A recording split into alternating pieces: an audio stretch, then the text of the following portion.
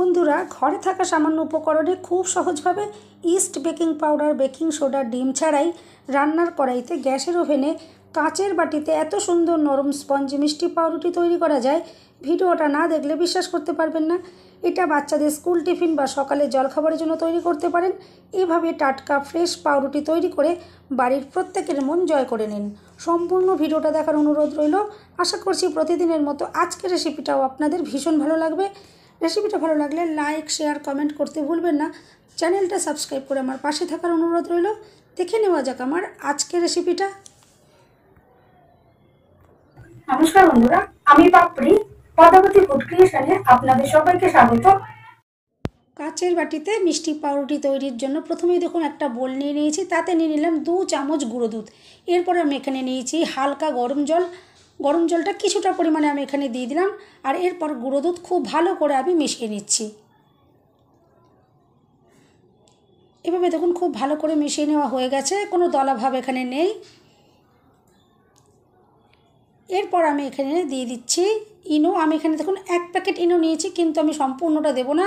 আমি এখান থেকে 1 চামচ মতো ইনো দিয়ে দেব। এরপর দুধের সাথে খুব ভালো করে মিশিয়ে নিতে হবে।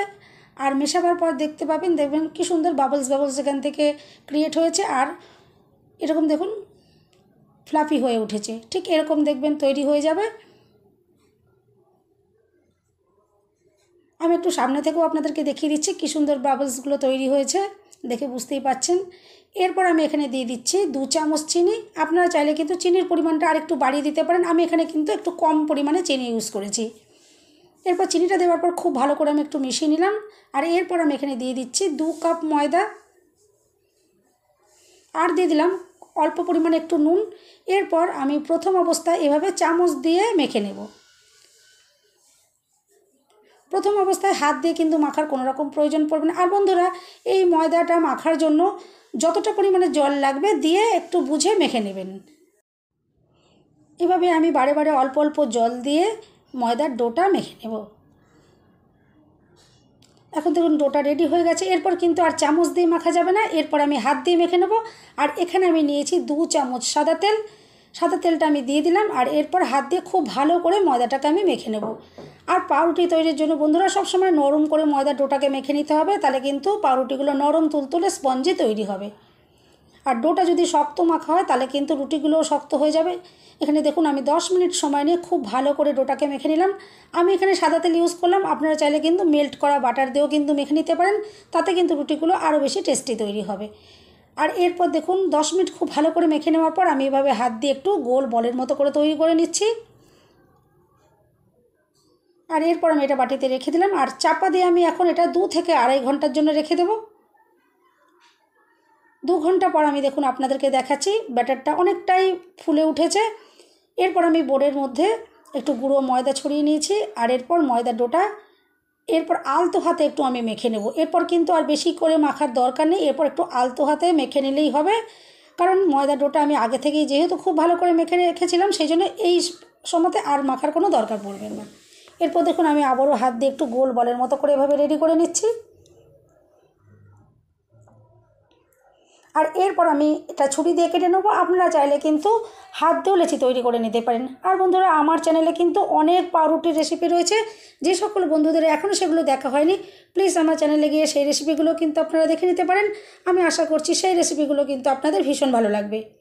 আর বন্ধুরা, আমার নতুন চ্যানেল পদ্মাবতী কুকিং শো, সেখানেও কিন্তু আমি রেসিপি দিচ্ছি, চাইলে কিন্তু সেখান থেকেও আপনারা দেখতে পারেন।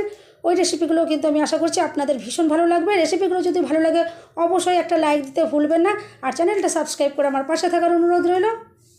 এরপর দেখুন আমি 4 টুকরো করে কেটে নিয়েছি। আমি যেহেতু 4টে রুটি তৈরি করব, আর প্রত্যেকটা টুকরোকে এভাবে হাতে নিয়ে দেখুন আবারও গোল বলের মতো করে তৈরি করে নিচ্ছি। এভাবে গোল বলের মতো করে তৈরি করে নিলে পাউরুটির শেপগুলো সুন্দর হবে।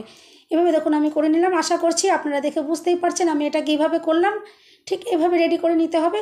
আমি আবারও একটা টুকরো আপনাদেরকে দেখিয়ে দিচ্ছি, ঠিক এভাবে বলের মতো করে তৈরি করে নিতে হবে। এভাবে দেখুন আমি বলের মতো করে রেডি করে নিচ্ছি।